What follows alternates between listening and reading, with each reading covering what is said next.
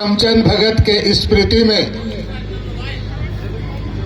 जो football match का आयोजन किया गया है,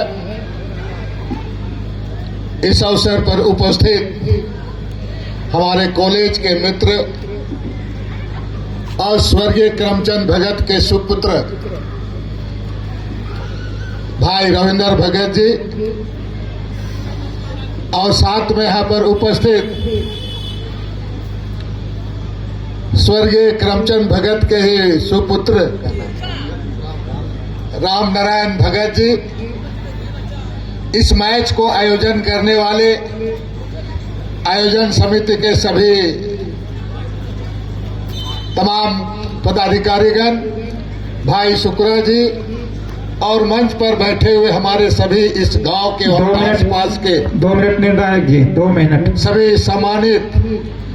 हमारे ग्रामीण अभिभावक लोग, अगुवागण, और इस मैच को जो बेहतर तरीके से समापन करने के लिए उपस्थित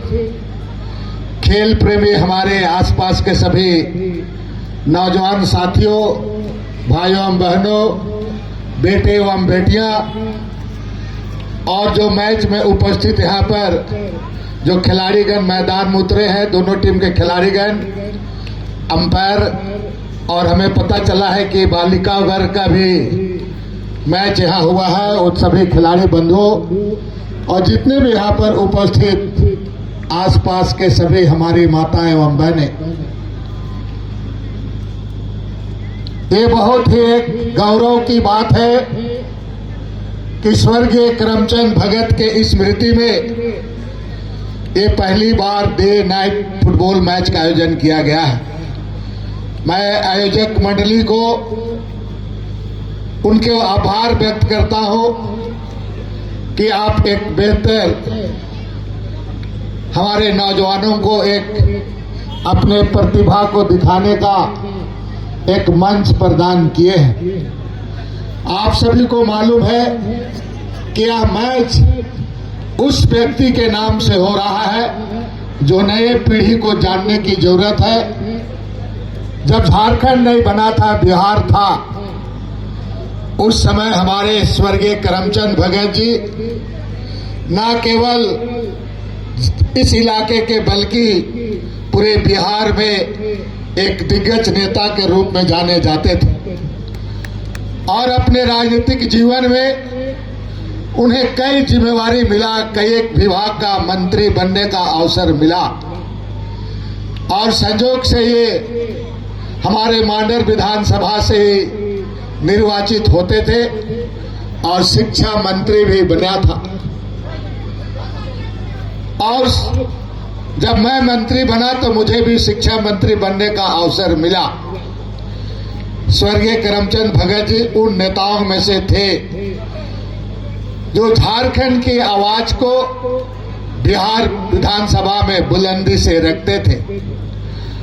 और बड़े बड़े दिग्गज नेता भी, बिहार ऐसे राजनीतिक जगह है लेकिन बिहार के नेता भी उनसे बात करने के लिए घबराते थे और उन्हीं का देन रहा है कि हमारे इस इलाके में अगर प्रोजेक्ट बालिका विद्यालय न केवल बेड़ों में बल्कि पूरे बिहार में प्रोजेक्ट बालिका विद्यालय का कल्पना स्वर्गीय करमचंद भगत जी के द्वारा ही किया गया था और ये पूरे प्रोजेक्ट बालिका विद्यालय उन्हीं के कार्यकाल में, उन्हीं का दूरदर्शिता के चलते हमारे बच्चों को पढ़ाने के लिए, बेटियों को पढ़ाने के लिए खुला। इसके साथ साथ अगर आज बेड़ो कॉलेज खुला है, मांडर में कॉलेज खुला है, तो स्वर्गीय करमचंद भगत का बहुत बड़ा दूरदर्शिता था और उन्हीं के चलते एक इस इलाके में शैक्षणिक संस्थान आगे बढ़ा है। हम सभी लोग इसको, हम सभी लोग के लिए यह बहुत गौरवशाली की बात है। हमें आज उनके बताए हुए रास्ता और उस महान व्यक्ति का जो कर्म था उसे नए पीढ़ी को जानने की जरूरत है। हम उनको श्रद्धा सुमन अर्पित करते हैं। और आज जो ये मैच महज केवल हार जीत मैच तो होता है, किसी टीम का हार किसी का जीत, लेकिन स्वर्गीय करमचंद भगत को सच्ची श्रद्धांजलि और उनके अधूरे सपने को पूरा करने के लिए हमारे विशेषकर नौजवानों से मैं अपील करूंगा कि आप हर चीजों को बहुत समझ बूझ करके काम करें। हमारे इस झारखंड राज्य की जिम्मेवारी आप लोगों के कंधे पर है, तब है इसके लिए जो कानून बने हैं। चाहे आज आपको मालूम है कि इस साल हम लोग भगवान बिरसा मुंडा का 150वीं जयंती हम लोग मनाने जा रहे हैं, और आज एक खास दिन है कि आज 11 नवंबर को आज का दिन CNT एक्ट जो बना उसका 117 साल हुआ है। हमें कानून जो चीजों को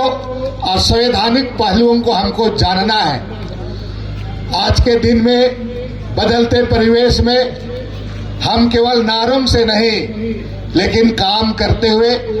और अपने बौद्धिक रूप से शिक्षा को समझते हुए हमें आगे बढ़ने की जरूरत है। हमारे लिए बहुत सारे कानून बने हैं, लेकिन इस कानून को सही तरीके से हम इम्प्लीमेंट नहीं करा पाते हैं, उसका गलती कहीं ना कहीं हमारा ही है। और हम संविधान को हमें जानना, संविधान प्रदत्त जो अधिकार है उन अधिकारों को जानना, और इसके लिए हमें कानूनी पहलुओं को भी और बौद्धिक रूप से भी अपने आप को विकास करना होगा। इसके लिए पढ़ाई लिखाई जैसे चीजें आज तभी हमारा, विशेषकर हमारे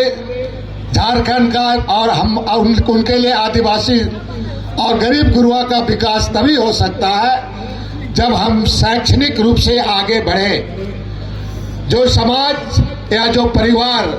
शैक्षणिक रूप से आगे बढ़ता है वो समाज उसको आगे बढ़ने से कोई रोक नहीं सकता। इसीलिए हमें शिक्षा को प्रबल रूप से उसको समझते हुए हमें आज आगे बढ़ने की जरूरत है। और विशेषकर हम नौजवानों को कहेंगे कि बदलते परिवेश में आप सही चीजों को समझे। मोबाइल में कई तरह की चीजें आती हैं, उनसे बचना होगा और आपको खुद ब खुद जिन चीजों को लेकर के आगे बढ़ना है उसके लिए अपने आप को जिम्मेवारी और विशेषकर समाज के साथ और संबंधित चीजों को समझते हुए आपको आगे बढ़ना है। इसलिए विशेष मैं आज आपके पास, हमारा और एक कार्यक्रम था लेकिन सिर्फ मैं इसलिए आज स्वर्गीय करमचंद भगत जी का स्मृति में हो रहा है इसलिए मैं उस कार्यक्रम को स्थगित करते यहाँ आया हूँ। इसके लिए विशेषकर आप नौजवानों को मैं कहूँगा कि बहुत सारे चीज़ों को समझना है। बहुत लोग कई चीज़ों को आलतू फालतू बात बोल करके लोगों को मोबाइल में, सोशल मीडिया में लोगों को दिग्भ्रमित करने का काम करता है, उससे हमें बचना होगा। हमें इसके लिए भी हम सभी लोगों के लिए आज बहुत बड़ा आपके लिए एक सीखने की जरूरत है कि हमारे साथी रविंद्र भगत जी पूरे अगर कहा जाए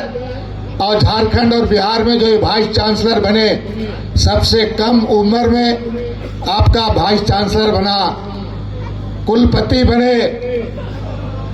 विनोबा भावे विश्वविद्यालय का, और आपके इस इलाके में एक हाईली एजुकेटेड और चीजों को सूझबूझ रखने वाले हमारे साथी रविंद्र भगत जी हैं। इसी तरीके से आपको सब लोगों को समझना होगा और आगे बढ़ने की जरूरत है। मिलजुल करके हम लोगों को आगे काम करना है, बेहतर करना है। हम यहाँ आए हैं तो परमानेंट कोई है नहीं, हमें आज न कल यहाँ से जाना है, तो निश्चित रूप से हमें कोई चीजों को बहुत समझते हुए मिल करके समाज के अच्छा काम के लिए, लोगों के लिए हमें काम करना है। मैं रविंद्र भगत जी से मैं आग्रह भी किया था कि एक स्मारक समिति आप बनाए और केसा मोड़ में स्वर्गीय करमचंद भगत का आदमकद मूर्ति लगना चाहिए। ये बात मैं इस साल हम लोग 2026 में हर हालात में स्वर्गीय करमचंद भगत का आदमकद मूर्ति केसा मोड़ में लगाएंगे और इसके लिए स्मारक समिति होगा। हमारे बड़े लोगों का और ऐसे लीडर का सम्मान हमें हमेशा करना चाहिए और इसके लिए आप सभी लोगों का मैं सहयोग का अपील करता हूं। इन्हीं बातों के साथ मैं आप सभी लोगों को बहुत बहुत आभार व्यक्त करता हूं जिन्होंने आपने हमें बुलाया यहाँ पर, और हम खिलाड़ी भाइयों से आग्रह करूंगा कि इस खेल को आप जल्द से जल्द शुभारंभ करें। सभी लोग को ढेर सारी शुभकामनाएं। धन्यवाद एवं जोहार। मैं बहुत